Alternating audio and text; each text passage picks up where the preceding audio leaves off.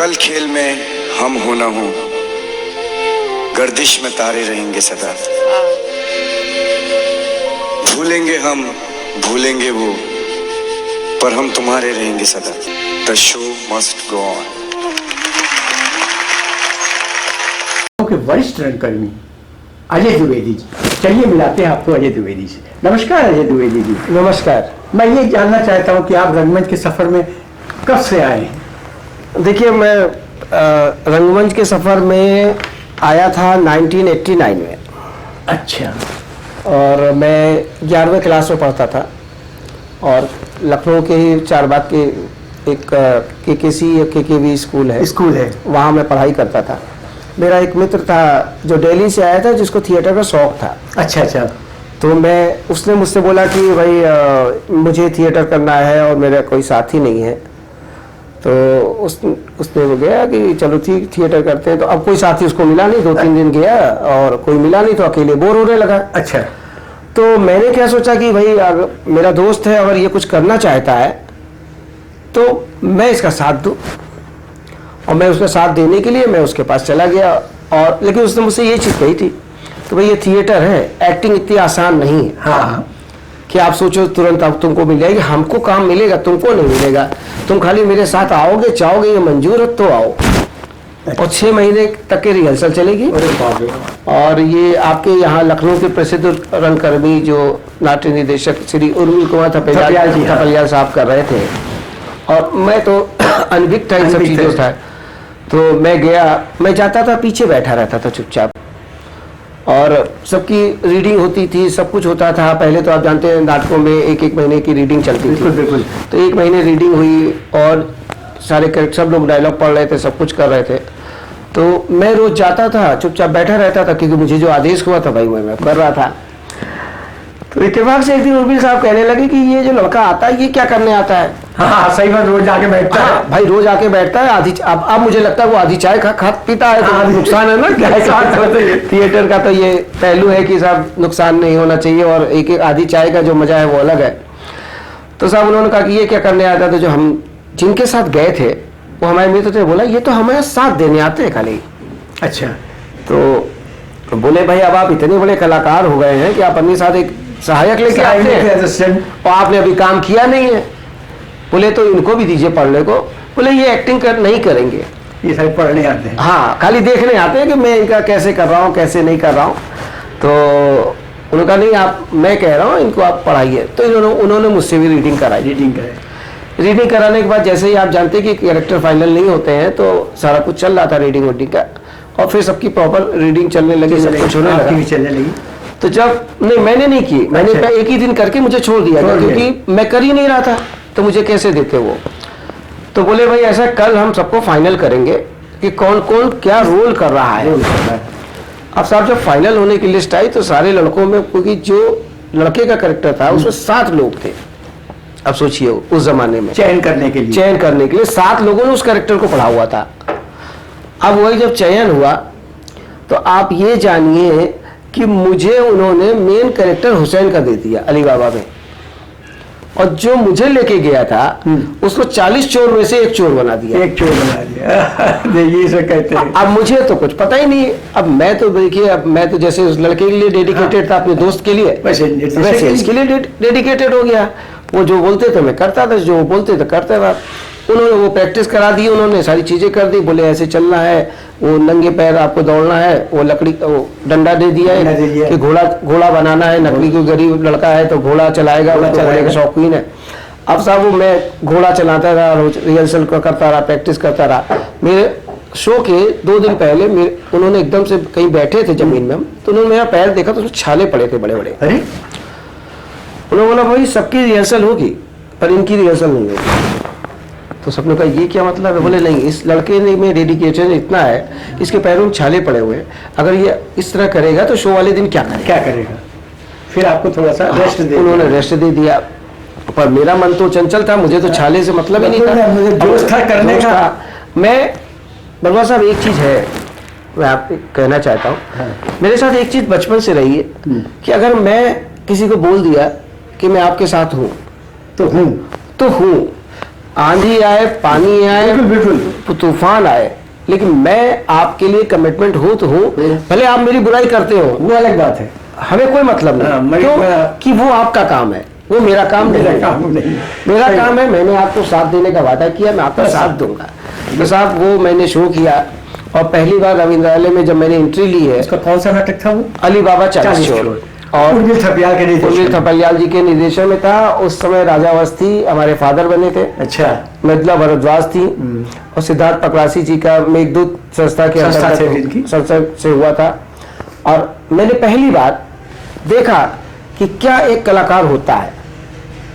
और साहब पहले दिन जो तालियों की गड़गड़ाहट रविंद्रालय जैसी जगह पे मिला, गजब का। तो मतलब आप सोचिए पूरा हॉल तालियों से गड़गड़ाहट से भर गया, और मुझे समझ ही नहीं ऐसा हुआ क्या। ये सब आपकी मेहनत का परिणाम था। नहीं, मुझे कुछ पता नहीं भैया। और हो गया। अब साहब जब मैं करके निकला, तो दूसरे तीसरे दिन से जैसा आज मैं देख रहा हूँ, हर कोई कहता है अरे यार तुम तो बहुत अच्छे एक्टर हो यार, बहुत अच्छे एक्टर हो, तुमको तो ये करना चाहिए। उस समय सावन को आने दो फिल्म गई थी, हाँ, आई थी सावन कुमार की। उसमें बहुत सारे क्राउड आर्टिस्ट, राशि प्रोडक्शन की थी वो। हाँ, इन्होंने कनक मिश्रा जी थे, मिश्रा जी उसके निर्देशक थे, उन्होंने बनाई थी। तो उस दौरान जैसे कि आज के दौर में होता है ना कि क्राउड वाले बहुत सारे होते हैं, हमें तो पता नहीं। अब वो क्राउड वाले जो दलाल टाइप के जो एक्टर होते हैं, वो एक्टर नहीं होते, दलाल होते हैं।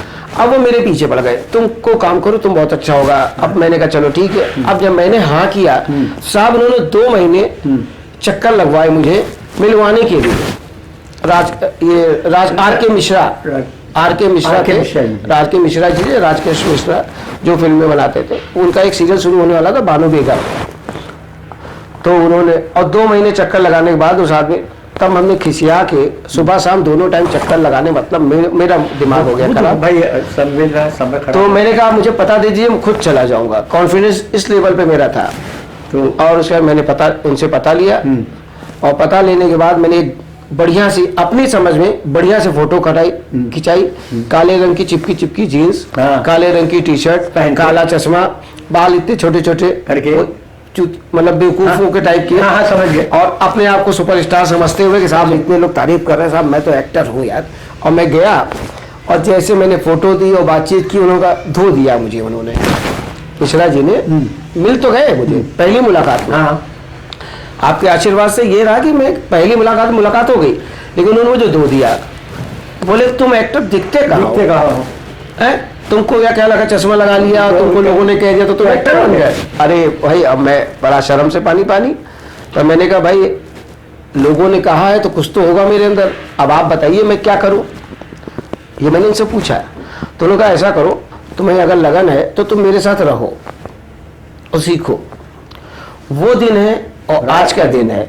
मैं उनके साथ लगा, मैंने उसमें काम किया, और जब काम किया तो उस समय सावन, वो बड़ी बड़ी फिल्में, अपना चांदनी आई थी श्रीदेवी की, उसमें आशा शर्मा थी उनकी माँ। अच्छा। दाता आई थी मिथुन की, जिसमें जयश्री अरोड़ा थी, और कमलजीत, ऐसे बड़े बड़े स्टार जो उसमें काम कर रहे थे। और जब वही वाली बात है, आपसे हमने कहा ना कि मैं तो कुछ जानता नहीं था मैं क्या हूँ। वो जब उनको खाना खाना हो तो मुझसे पूछे, गाड़ी चाहिए हो तो मुझसे पूछे, हर आदमी मुझसे। मैं सोचता था इतने बड़े बड़े कलाकार जिनको मैं देखता था, ये मुझसे क्यों पूछते? और मैं कहता था बगैर लंच ब्रेक हुए, जो आज की डेट में मुझे पता चलता है, बगैर लंच ब्रेक हुए उनके लिए खाना भिजवा देता था मैं। बल्कि कई बार मुझे धोखे में डांट भी पड़ी, ये क्या है बगैर लंच ब्रेक हुए तुमने कलाकार को खाना भिजवा दिया? अरे उनको भूख लगी थी, मैंने भिजवा दिया। सही बात है। अब मुझे ये पता ही नहीं था क्या प्रोटोकॉल होता है, क्या प्रोटोकॉल है। तो ऐसे करते करते मैं करता रहा। उसके बाद मैंने अष्टभुजी किया, मैंने कई सीरियल किए, अष्टभुजी 3 वर्ष सारे सीरियल किए। अष्टभुजी में मुझे सिद्धार्थ नागर जी से मुलाकात हुई मेरी, और वो मुलाकात हुई तो मैं गया और जाके काम करने लगा। और नागर जी के साथ काम करते करते ये हुआ कि वो भी यंग थे एकदम, नागर जी भी, सिद्धार्थ नागर भी उस समय यंग थे, तो और हम भी बच्चे थे। तो ये हुआ कि साथ हो गया ज़्यादा। तो ये क्या 12 बजे रात तक के, 2 बजे रात तक के साथ होने लगा, सारी चीजें होने लगा। हाँ, बैठक होने लगी। हाँ, तो वो साथ ऐसा बढ़ा अष्टभुजी के बाद से कि वो साथ आज भी चल रहा है। आज मेरे बड़े भाई हैं, वो अचला जी मेरी माता जी हैं। अच्छा।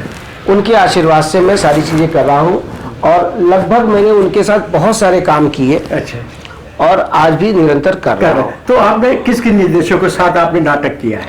नाटक तो मैं आपको सच्चाई बताऊं तो मैंने उर्मिल जी के अलावा किसी निर्देशक के साथ काम नहीं है, उन्हीं के साथ किया। और फिर आपने निर्देशक करने लगे नाटक को?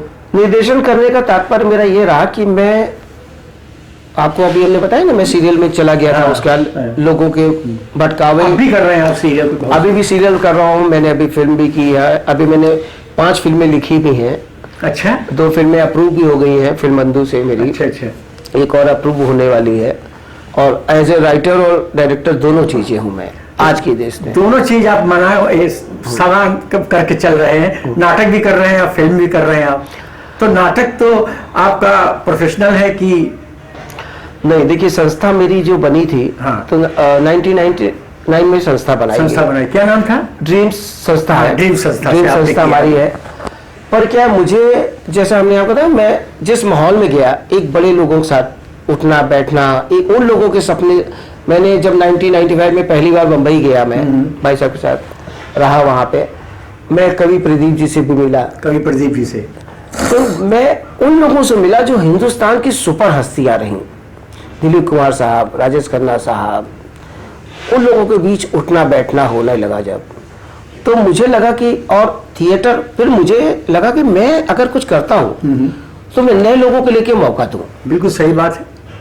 और इसलिए मैंने थिएटर जो हमने किए, तो उस दौरान 2002 में मैं वापस आया था लखनऊ।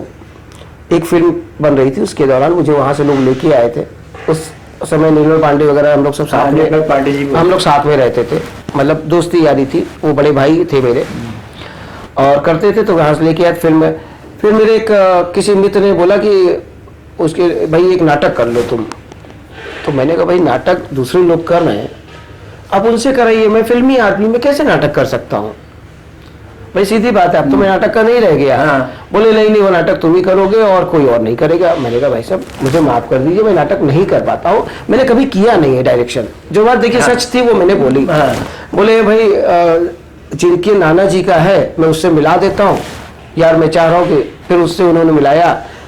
जिनके नाना जी थे वो थे अजय हैं, और हम लोग कालीचरण जो विद्यालय है यहाँ पे, अच्छा, हम लोग 5वां 6वां 7वां साथ में ही पढ़े कालीचरण। हाँ, तो उन्हीं के नाम। अब वो कहने यार जैसे हमरे नाना जी वैसे तुमरे नाना जी। अब तुमका करेक्ट पड़ी। हमने कई लोगों के यहाँ के थिएटर के बड़े बड़े लोगों के पास भेजा, वो संतुष्ट नहीं हुए।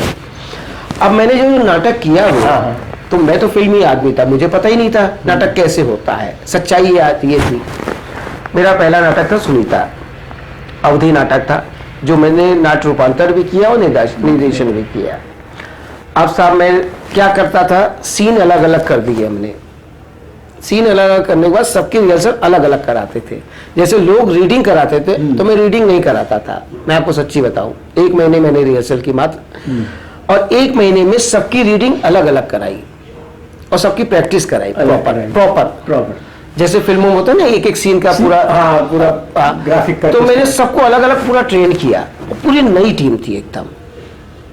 इस तरह से आप बच्चों को सिखाते थे? बच्चों को सिखाया और बिल्कुल करके दिखाया, कर करके दिखाया कि करो मुझे ये रिजल्ट चाहिए।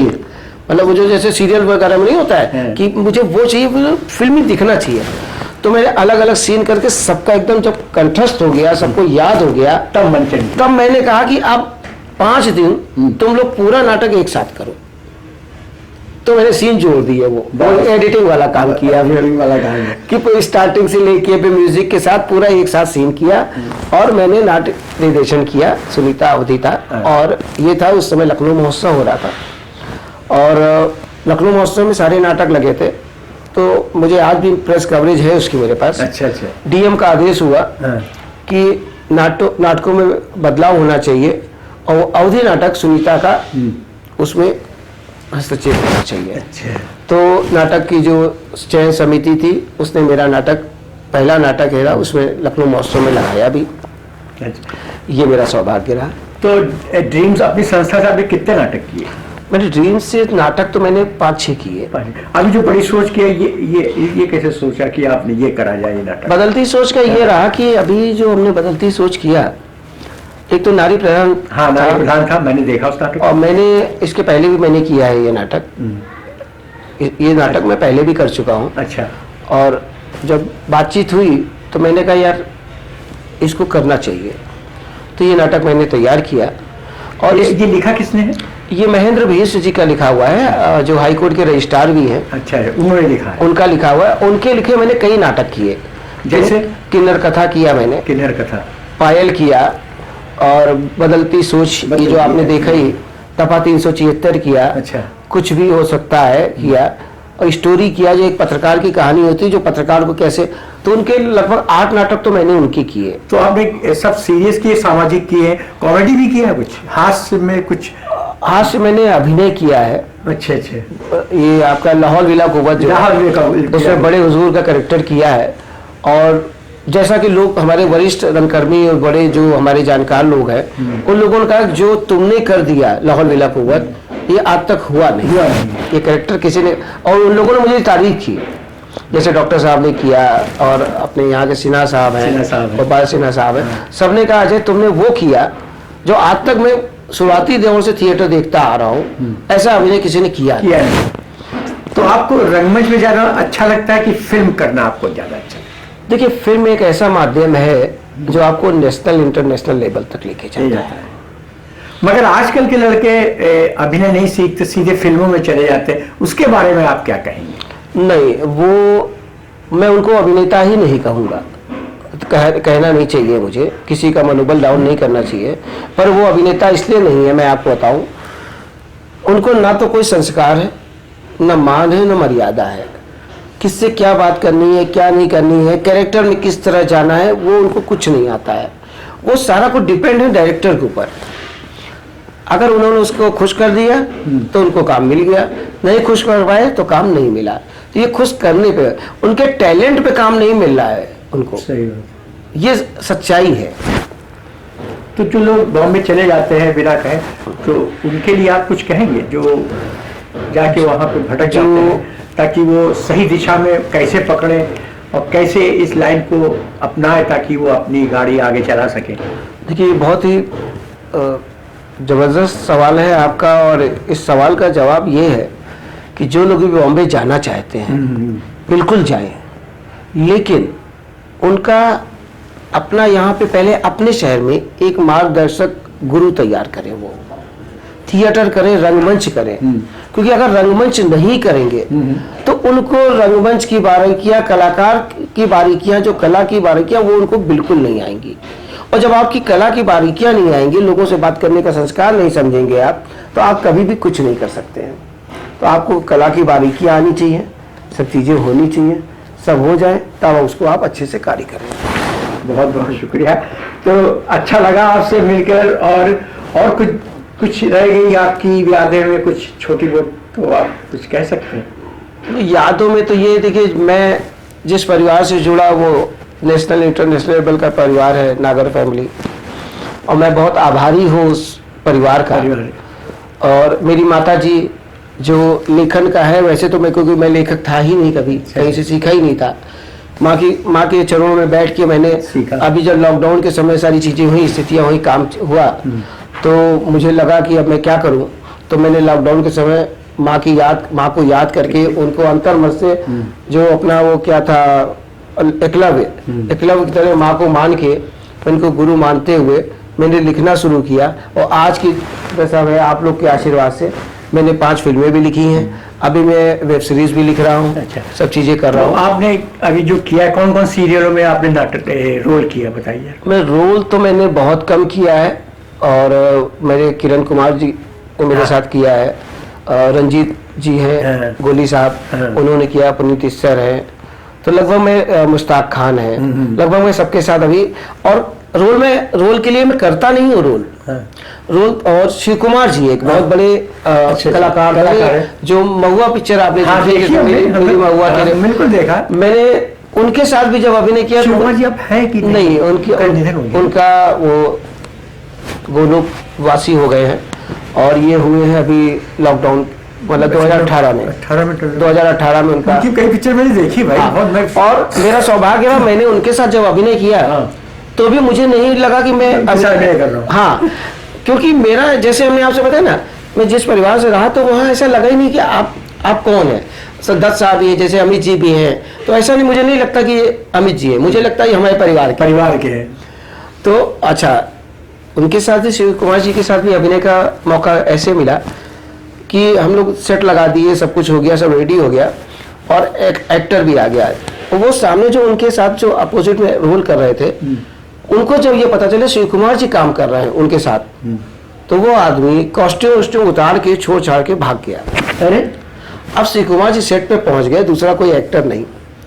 तो मुझे आदेश हुआ, तू जा भैया, कपड़े पहन, फटाफट रेडी कर, मेरी इज्जत का सवाल। और मैं गया, मुझे एक आदमी कपड़े पहनाने लगा, एक डायलॉग सुनाने लगा, एक मेकअप करने लगा, और मैंने जो है उसको किया।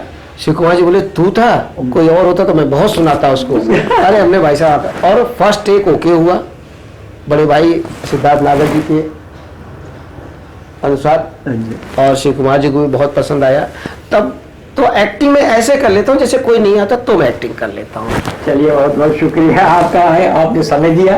एक छोटी सी भेंट है जो मैं आपको देना चाहूँगा। अरे नहीं भाई, आप हमारे रंगमंच के और फिल्म के वो है वरिष्ठ, तो हम चाहे, आपका सम्मान बनता है सर। अरे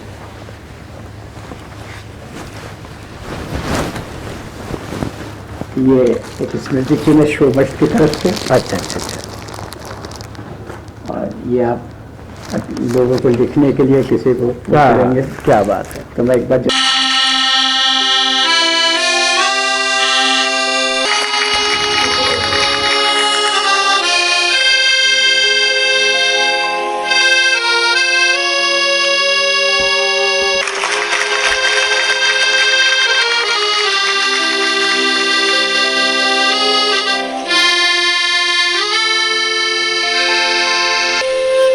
कल खेल में हम हो ना हो, गर्दिश में तारे रहेंगे सदा।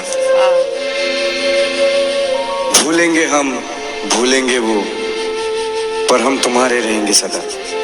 ये मेरा गीत जीवन संगीत, कल भी कोई दोहराएगा, जग को हंसाने बहरूपिया।